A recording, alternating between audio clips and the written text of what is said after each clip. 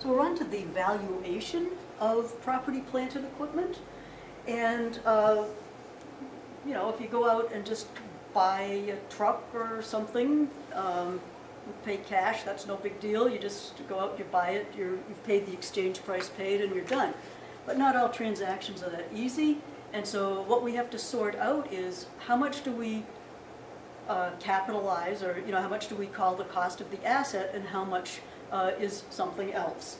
Okay, so the first area we get into would be cash discounts to encourage prompt payment.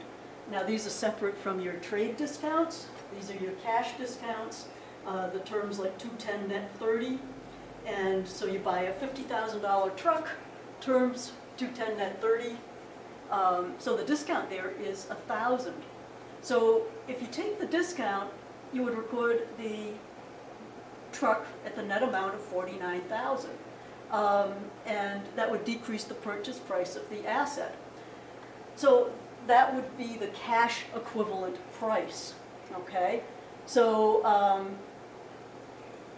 that would be, you know, if you take the discount, that's no problem. 49,000, 49,000. That's what you actually paid.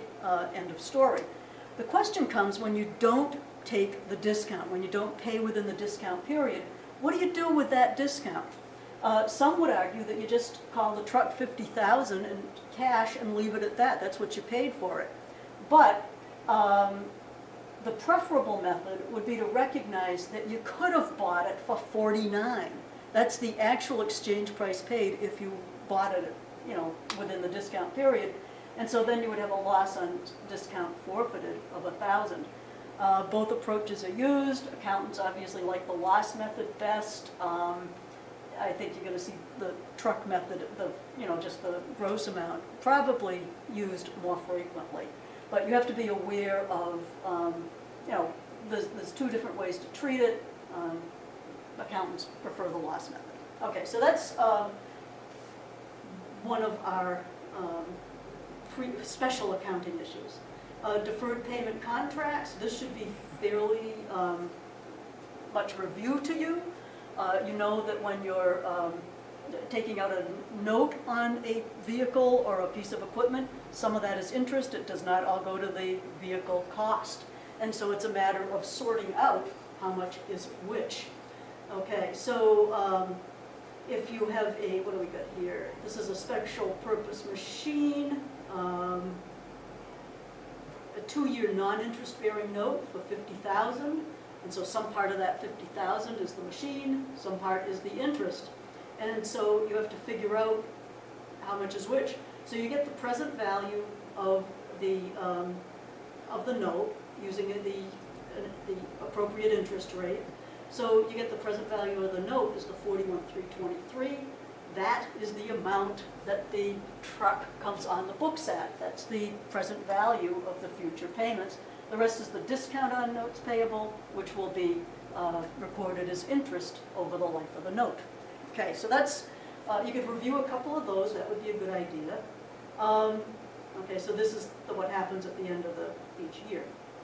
Okay, basket purchases. We've done this before. I'm not going to take the time to do that. We've done, this is similar to the relative sales value, but here you've got, if you buy 10 identical delivery vans, that's no problem. You just divide whatever you paid by 10 and you get the cost of each van.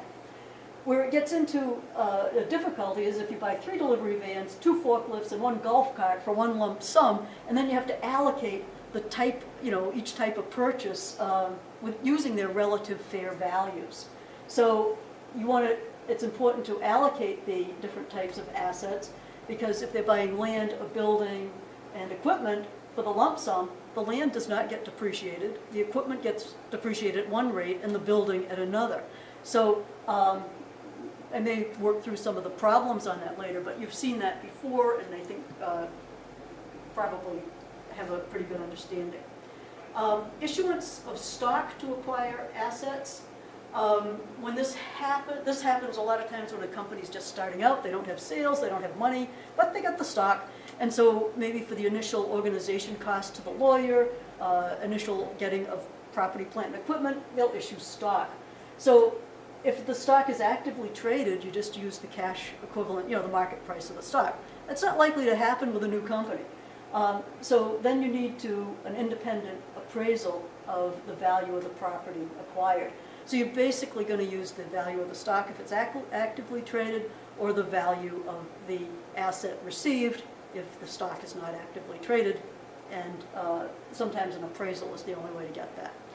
Okay, so that takes us through, I think, all of these, the valuation issues, and next we move on to exchanges.